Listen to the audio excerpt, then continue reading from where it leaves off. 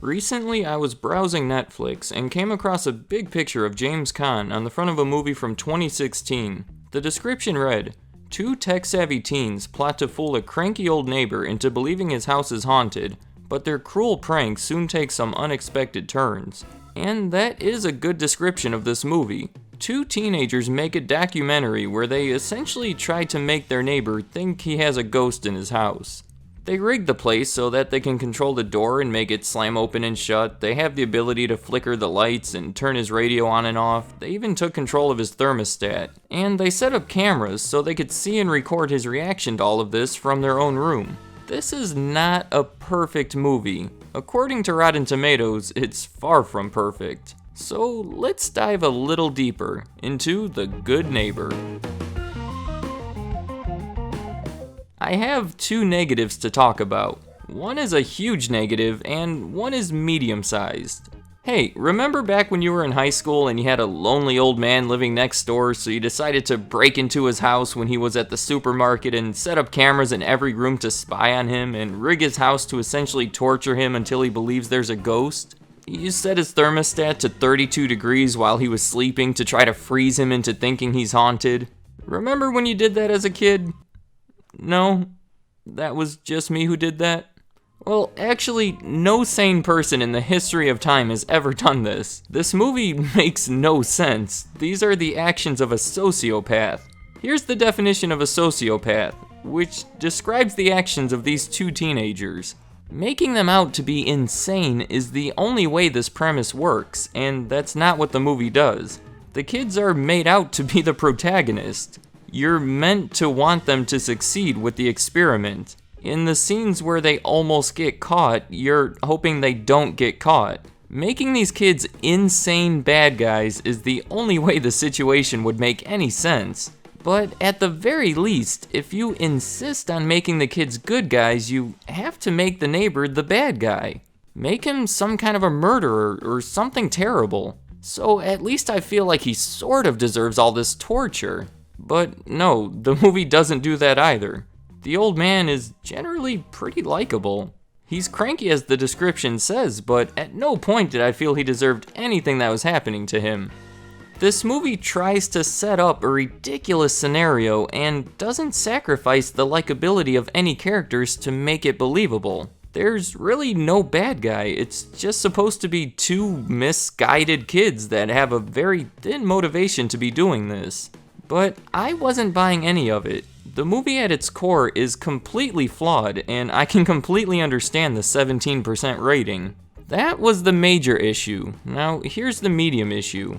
The movie was completely unoriginal. Throughout the entire thing, I was constantly reminded of other movies. The structure of this movie is actually pretty neat. They show the scene of the movie, then cut to a trial happening after the experiment went down. Apparently, something bad happened in the course of this experiment that led to this trial. In each trial scene, there's a little more information revealed that explains what's going on and usually gives us a little insight about what we're about to see.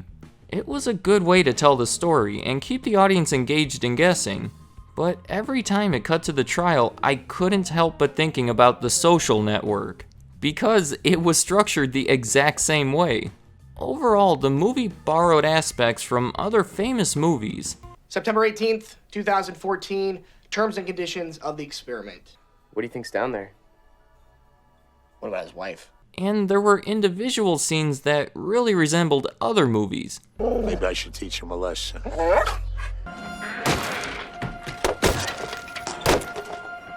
They even recognized this one. And then he just destroys it, just like quack, quack, quack. Like Shelley Duvall was on the other side. In a time where there's probably been a million movies made by now, I can't fault a movie too much for being unoriginal. Like, with The Social Network, that was a good storytelling device, and it worked well in this movie too. I'm happy they used it, but in this lame scene with the dog, it just seemed like it was a lazy way to portray some crankiness. And you might say I was searching for these instances, and maybe after a few you're right, but they were obvious. If someone destroys a door with an axe, I'm going to think of The Shining. With those negatives out of the way, there were a few positive things I can say about it. The movie was very suspenseful. You never knew what was going to happen next, and at times you really wanted to know what was going to happen next. Like this scene. This guy was closing tabs on the computer left open by the other guy in order to make the computer run faster. And then he has this reaction.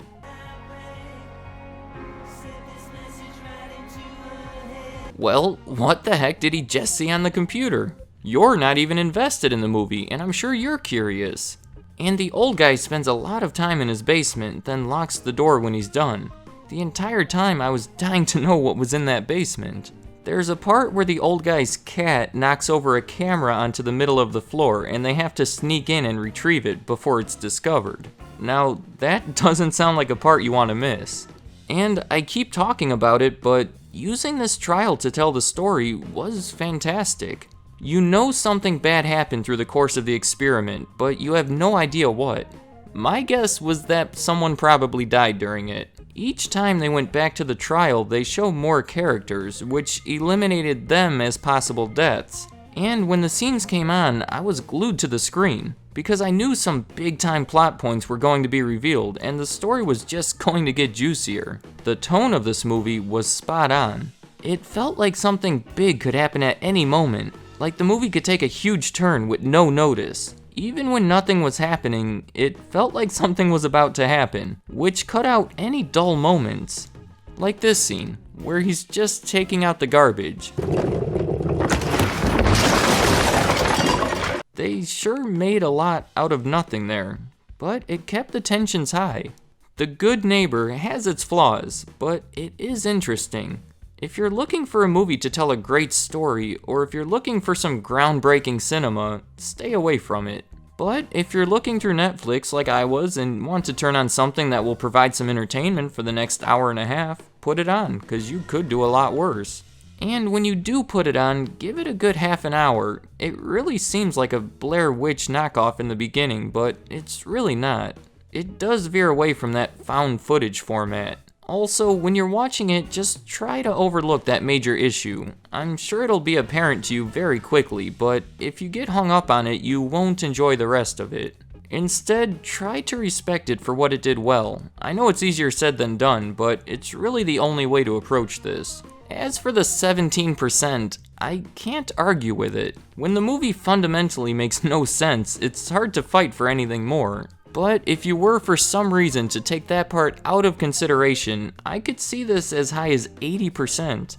Besides a story that makes no sense, it delivers just about everything you can hope for. And by the way, if you were expecting a great acting performance from James Caan, I don't think it delivers that either. He's just about average. The role could have been played by someone else and it would have been no different. There's a lot of actors that could play the role of cranky old guy. James Caan's main function for this movie was to give it a little credibility, which I'll admit is what got me to watch it. Let me know in the comments any thoughts you have on The Good Neighbor. If you've seen it, whether before or after watching this review, let me know if you felt the same way about it. Movies could be very subjective, and I'd like to know if your perception was completely different from mine. I'd like to hear what you have to say. Thank you for watching.